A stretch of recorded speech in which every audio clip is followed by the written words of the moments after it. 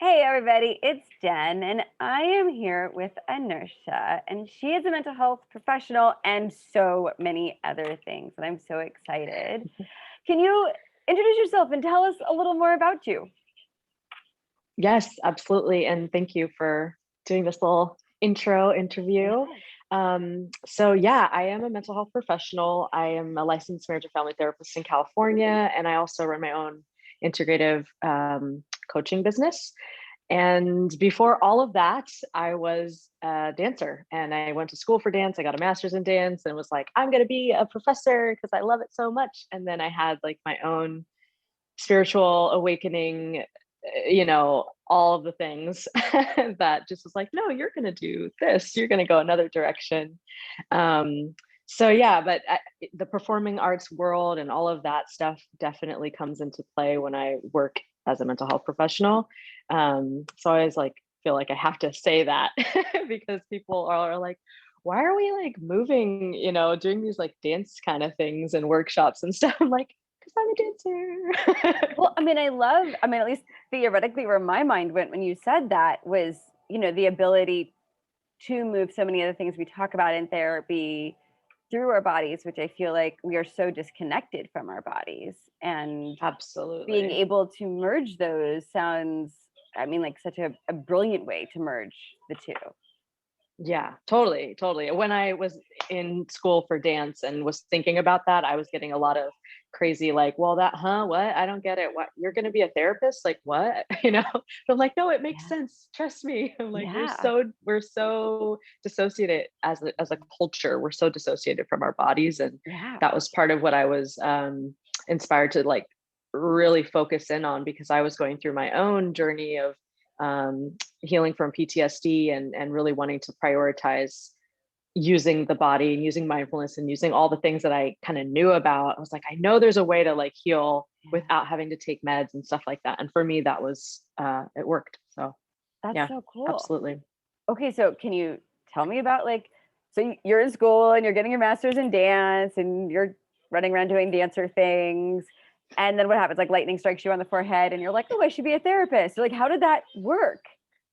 Well, it was more like, I'm so excited. I'm like a grad student. Woohoo. And then, like, the very beginning of my second semester in a 3-year program, I started.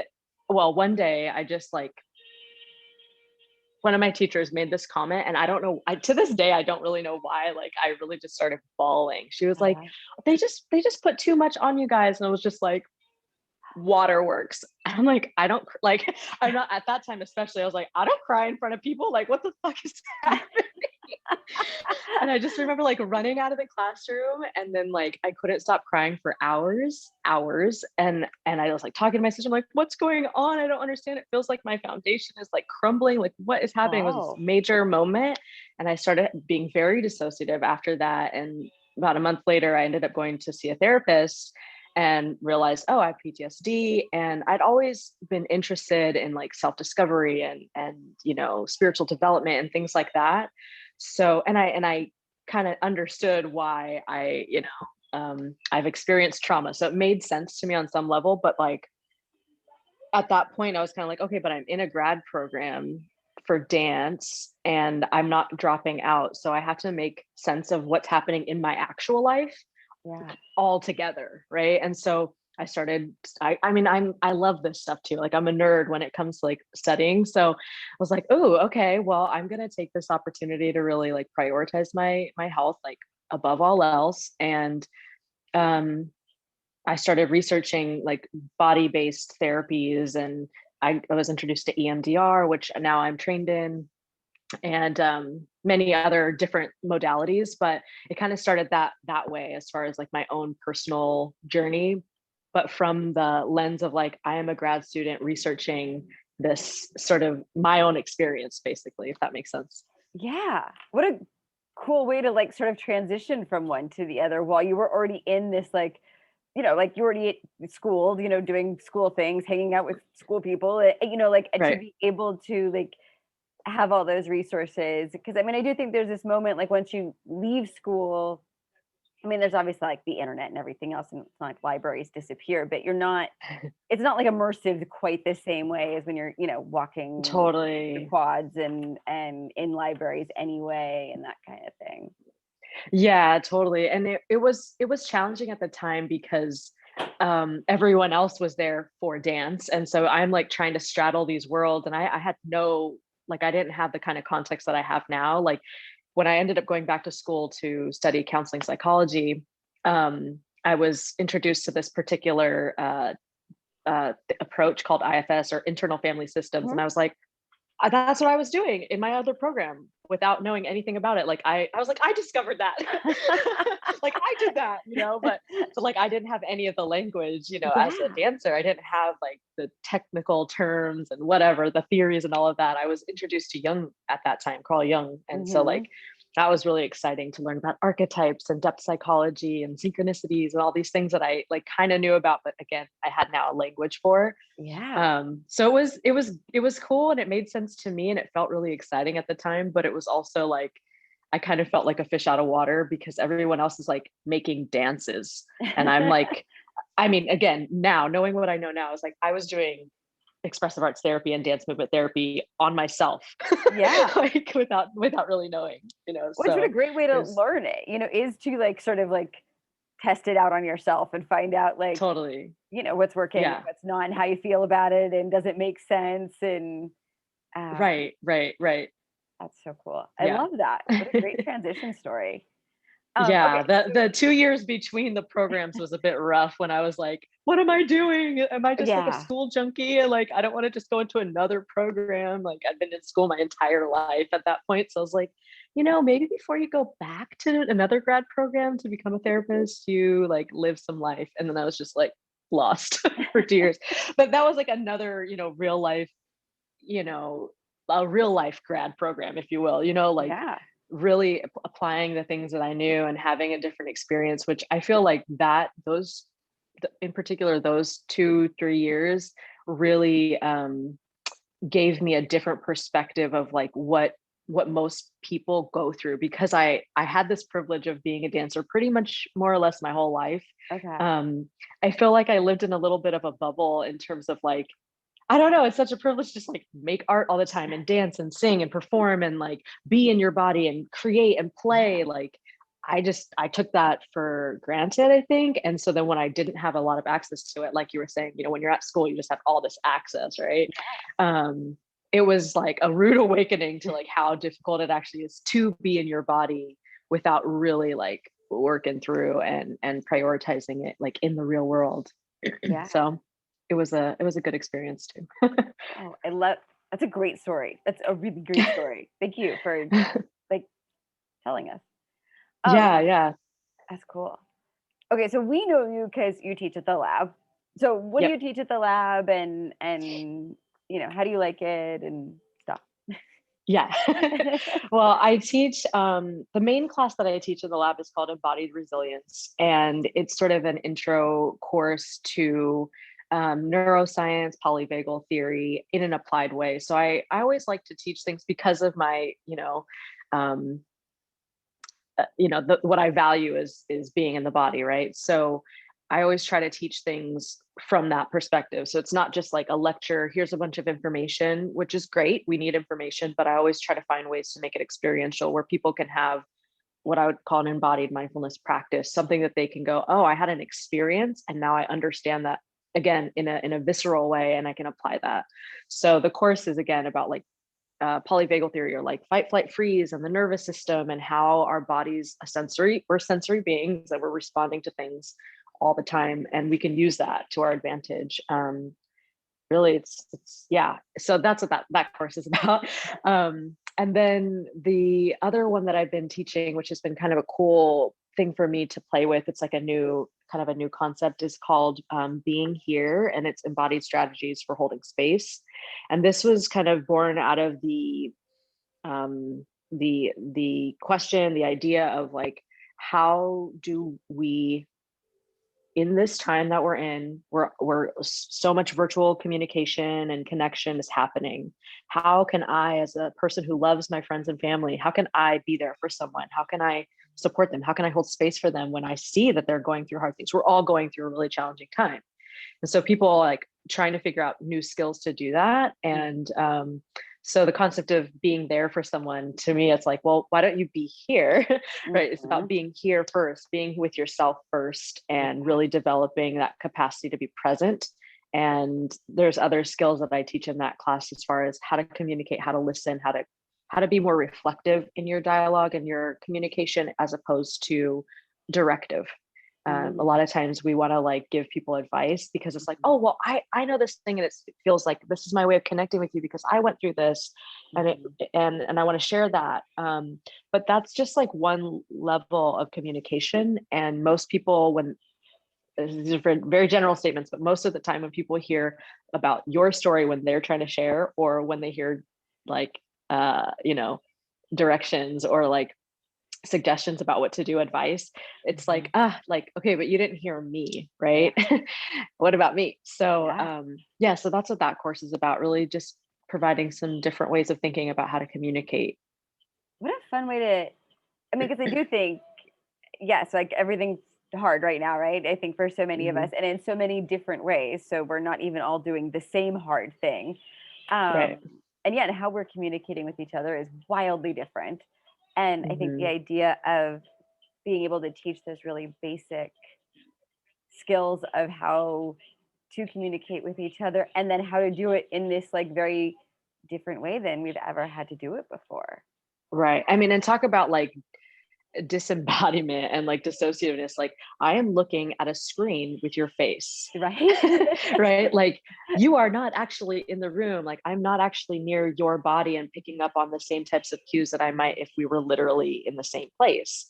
And at the same time, there's this weird invitation to become more attuned to our own embodied experience as the primary place of communication, because 97% of communication is nonverbal anyway.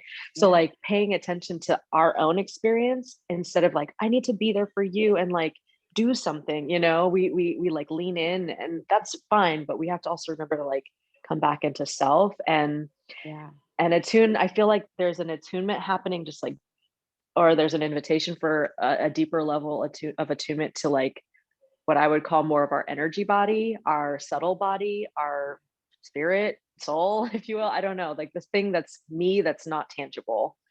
And it's a different level of presence that I guess I'm kind of excited about, given the context of what we're going through. Like there's something about the changes that are happening that I'm trying to hold some like optimism for. No, I've really thought about, if you go to any ashram, any monastery, if you look at any of the sort of the old faiths, the old belief systems, that there's always sort of this message of like some version of sort of be still, be quiet, be within, like listen to yourself, like find your own like path, like that is always sort of the starting place. Exactly. Right. And again, there's different vocabulary for that, but it always is like that same message of like, no, if you're going to do this thing, like you have to start by sort of like isolating, and you have to start by being able to like sit with yourself, and you have to start by like, really like getting compassionate with yourself. And like, that's where that's it the all real sort work. of begins. Yeah. And it's like the exact opposite of like everything, capitalist Western society teaches. And I'm with you. Like, I find it really fascinating that, I mean, the world as a whole basically just, I mean, willing or not, got sent to like Buddhist boot camp 101, like, and it's hard, I think, to go from having it's very hard yourself to, I mean, and I do think absolutely. there's some So abrupt really, too. well, and I think, like consent counts for a lot, like, oh, I went to this place on purpose to do this thing versus the entire world is in upheaval. I think those are two very different experiences on the psyche in like every possible way. And I still see so much of it where I'm like, and yet here we still all are. And I wonder what like juicy goodness is going to come out of that. What are we having to realize, to discover that we wouldn't have otherwise? Right. We're evolving one way or another. Yeah. There's change. Change is the only consistent, right? Like Yep. it's change. This is a big change, but it's also a global shift it's like a reset that's happening everywhere.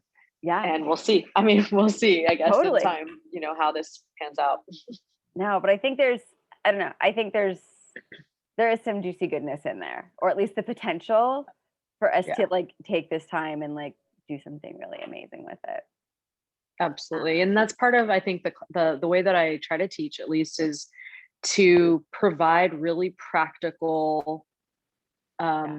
things, like really practical, like here is something that you can actually do right now in your life. You don't have to go to the ashram to learn this. Yeah. What is it like to like actually do these? They're very simple, Mhm. but that doesn't mean they're easy.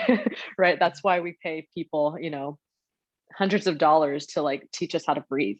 Right. You're doing it already, but like it's not easy to actually shift your consciousness, because it's not just about your breathing, it's about your whole way of thinking and being, and it's a reprogramming of your psyche Hmm. and your Well, brain.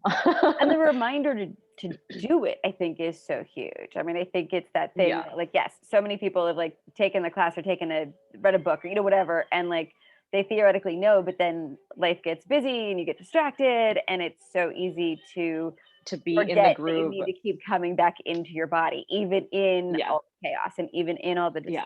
distractions. And I think, Yeah. Yeah. I don't know, I know Exactly. for me, like I need endless reminders. And I mean, and I teach it, I still need lots of reminders that it's like, no, like we're not getting too distracted. We're still coming back to like this moment. Right. Right. Um, Right. Right. yeah. And that's part of like one of the things I talk about in the being here class, which is like it's natural for our attention to go outward. We're highly, especially as like Westerners, I would say, um, we're very preoccupied with the external. We think that everything we can see is real, and if we can't see it, it's not, right. Like we're very preoccupied with the tangible and external, and so we drift out. We go away. We go here. We go there. We go there. We go there. But we forget to come back in, and that's Mhm. why there's a whole movement happening right now of really Yeah. sharing that message of like, remember to come back. Like it's a pendulum. We go out and we come back in. Yeah. Oh, I love how you said that. How do you find like in the concept of attunement, because you mentioned that like um because human beings are super cool and we attune to everything, all the people around us, but now that we Yeah. are um not having this conversation in one of our offices or living rooms or whatever, um how do you find that that's changing communication? In my personal life, or what I'm seeing. I mean, I guess just yes, I mean, like, since this is what you're talking about, like I Yeah, yeah, yeah. I think that it kind of goes to what I was saying about like our concept of external things as being the only real. Mhm, Like even though you are actually on the other side of the country, mhm, right? We're on opposite coasts. mhm. You're just as really here with me right now as if you were in the flesh. Yeah. And part of our experience as human beings is that, yeah, we're attuning to all the real tangible things, but we're also attuning just as much to that which we imagine. Like literally, when I look at the screen, I'm seeing your face, and there's a reflection going on in my brain, and then an Mhm. image in my mind, whatever the fuck that is, right? Like Right? it is. So like I think that the complexity of what we actually are as a human being, right? That isn't just this form. Yeah. Again, I mean, just even the human body, like we think of ourselves, I'm just a human being, a one body, but Right. like think about how many trillions of Mhm, conscious cells with their own agenda are mhm. operating in your body right this moment. Yeah. Like I feel like as far as the change that's happened for me, Mhm. there's like this sense of, okay, we're relating to objects in a different way, and we're relating to which is forcing us to relate to each other in a different way. And to me, there's an Mm. invitation to recognize that I am not just my body, I'm an energy, and that my energy is felt even if you're 3,000 miles away. Yeah.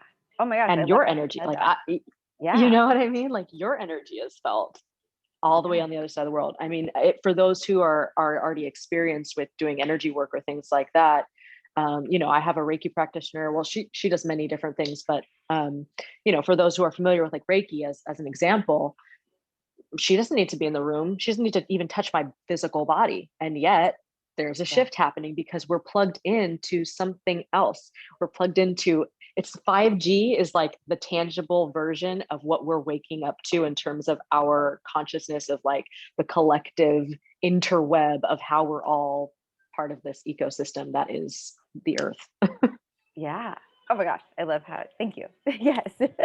Yeah, hopefully that made sense. I don't No, know. it totally made sense, and I'm kind of geeking out because these are so many things I think about and talk about and whatever, and you are much better at being articulate than I am. So it's always nice to hear so many of my thoughts like reflected in like in what you're talking about. It's like, okay, so you just took all my thoughts and then you like descrambled them and you put them all pretty and then you put it back and then there's this part of my brain that's like, yes, that. Yeah. I love that. Well, thank you.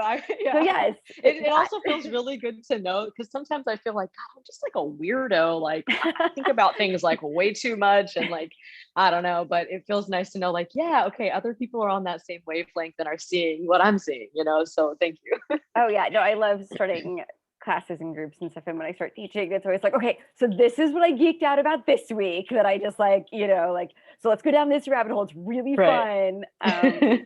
Because yeah, I love, I like, I'm one of those like ridiculous people who like legitimately reads research studies for fun. I mean, it's people are like, what fiction Yeah. books are you reading? I'm like, none, but Right.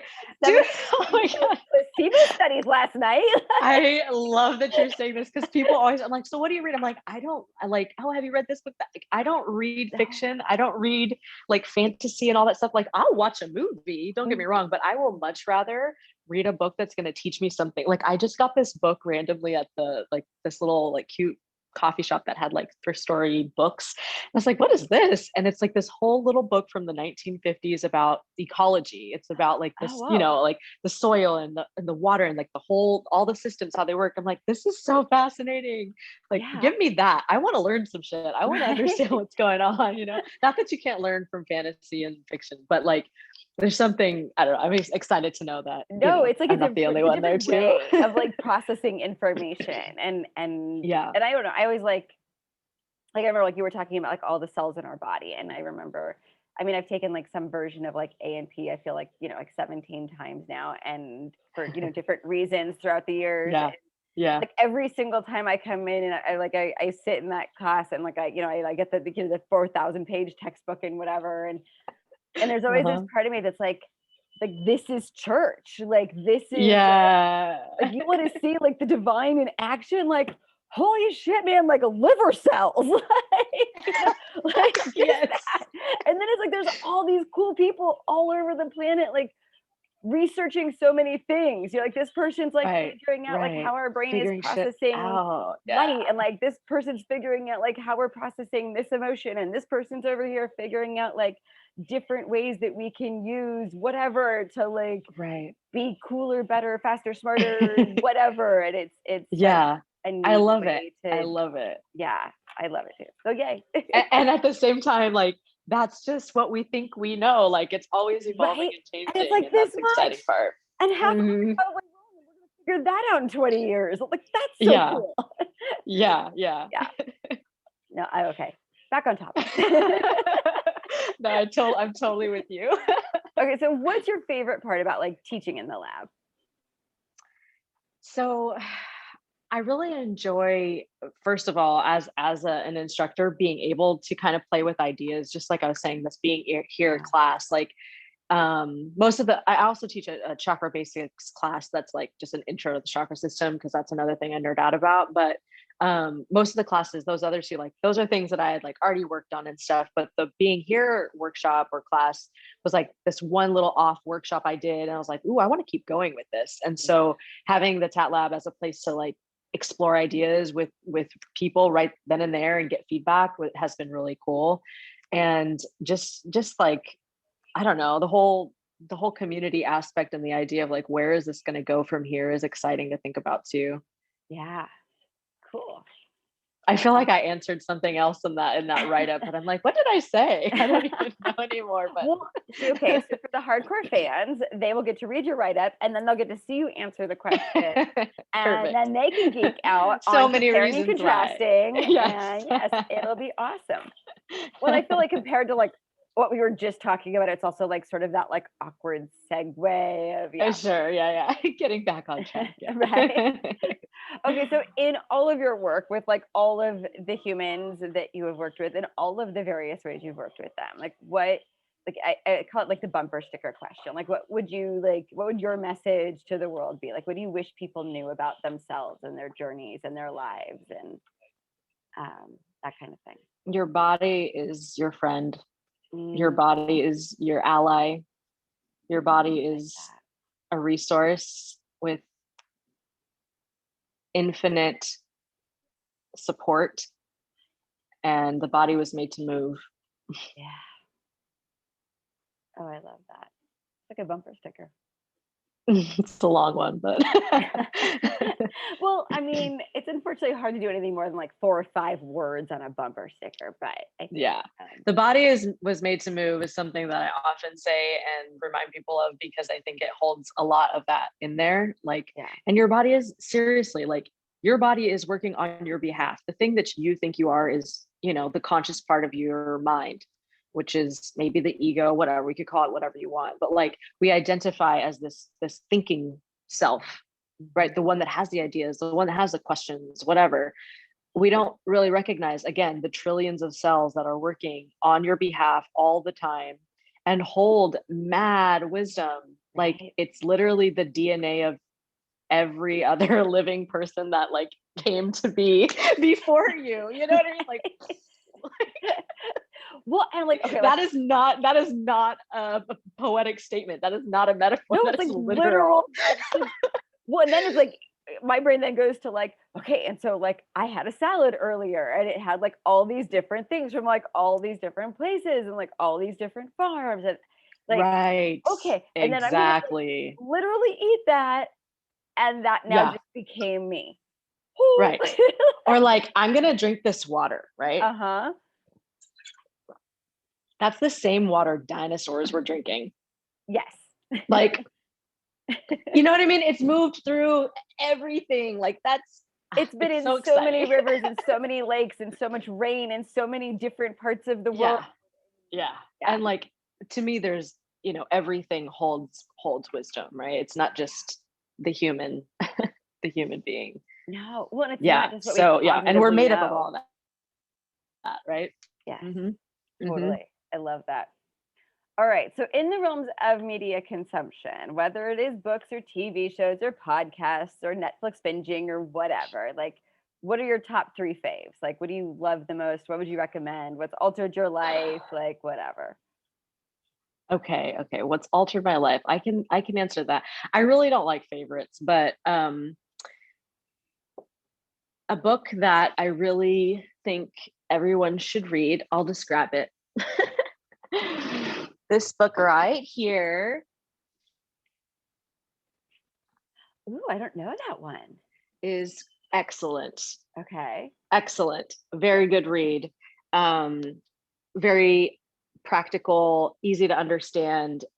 Basically goes through the chakra system and gives you what it does, how it makes sense in terms of psychology, because it's, the Eastern body, Western mind, is basically saying we're going to look at the Eastern philosophy of the chakra system and how that relates to our bodies and our behavior. And the Western mind is going to come in and go, here's some terminology, and this is the way we describe it, but it's the same system. This is one of my favorite books Nice. as far as like things that I appreciate. What's another good book that's changed my life? I don't know. There's so many. I think one of the main people that kind of set me on my path, in terms of where I'm at now, and who's informed a lot of how I make sense of things, is Carolyn Mace. And Mhm. Anatomy of the Spirit was one of the first books that I really got into in terms of the chakra system. And I love Deepak because he's like a scientist and this very spiritual person. He bridges all this stuff. I love the bridging of like Yes. Western science and like this kind of factual based stuff, and then the spiritual side of like, yes, and we don't have words for all of that yet. And so here's Mhm. this other thing to be aware of. I love anything that bridges those two. Yeah. And on that note, something that I watched recently that I really enjoyed, I don't know if it's a favorite, but I enjoyed this docu-series on Netflix called Surviving Death. Oh, And okay. each episode, it's like 6 episodes maybe, and like each of them has sort of a slightly different topic related to the afterlife or death. Um, Fascinating, really Wow. cool. And then of course that's sent me off on a whole binge watching thing of like kids who are born with past life memories and like detailed past life Mhm. experiences and memories that they're living with. And so again, like what are we carrying through in this life might not just be the ancestral piece. What is the soul? I don't know, but it's exciting for me to think about those kinds of topics. Yeah. Oh, whoa. You and I got to geek out one day. We would have some fun. Absolutely. Yeah. Come listening to you talk. I'm like, yes, yes. All right. So what do you do every day to like what coping strategies, holistic modalities, like what do you do to stay grounded and sane and awesome and thriving? All the embodied mindfulness skills that I picked up along the way, that's just kind of like my way of being. um Given the context of our lives right now, it's definitely challenged me in terms of the things that I would normally like to do, which is dance and Mhm. do yoga and be among like-minded people. I really do miss that community Mhm. space and physical touch. Yeah. Yeah, missing that. But as far as like, okay, given the situation we're in, I think, really prioritizing time off of screens and getting outside and being creative in the ways that I can. Um, Even if that just means like, I don't know, noodling around on my bass. I don't really play the bass, but like I'll just pick it up and like try to play and sing or something like that without any agenda. So those are definitely things that I'm finding myself doing these days. Very cool. Is there Yeah. anything else you want to tell us about or talk about or share? Yeah, so on the note of like we need to vibe out, Yes.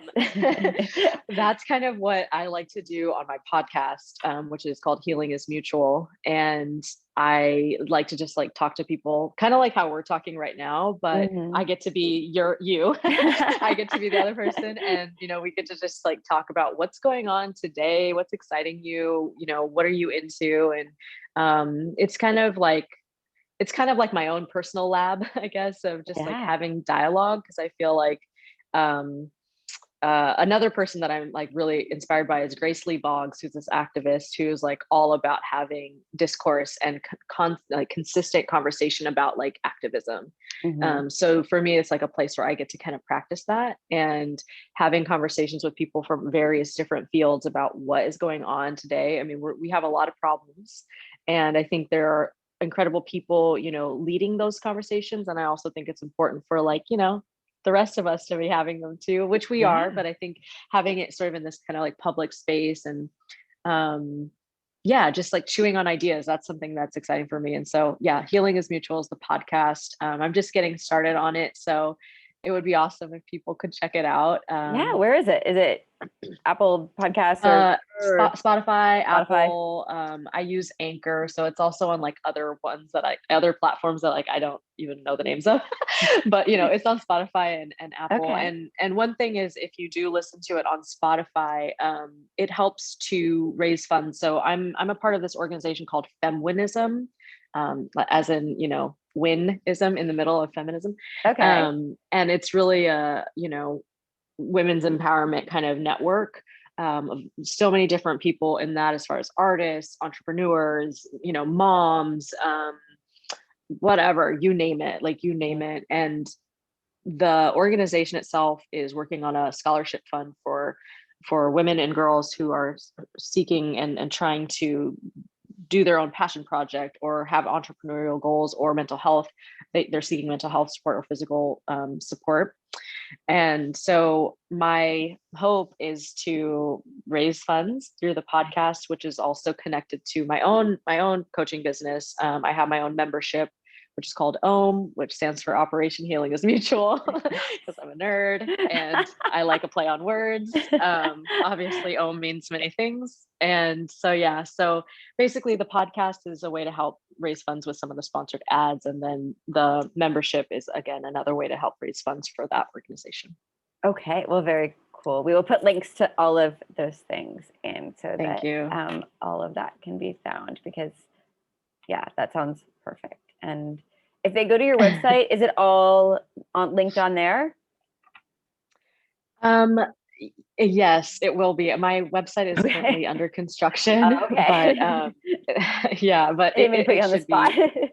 No, it's just this funny thing. Of course, Mercury, right, is retrograde right now. So, like, of course, my domain name is not linking to my website, and it's taking 3 days to sync. I don't know why, but anyway, Yeah, it'll no, be like up. it's been bad. InertiaDeWitt.com will be Yeah, live, but probably by the time this is shared with people. So, perfect. so yeah, and it will have all that. Also, my Instagram. I post a lot of things there, and people can connect with me there, which is just my first and last name too. Awesome. Thank you, Inertia. This was wonderful. Thank you, Jen. I really appreciate you taking the time and nerding out with me. Oh my God, it was so much fun. Yeah, we're definitely going to have to schedule you a time to talk with me more on the podcast, though. Oh, yes, this will be fun. Have a good day. Cool. You too. All right. Bye.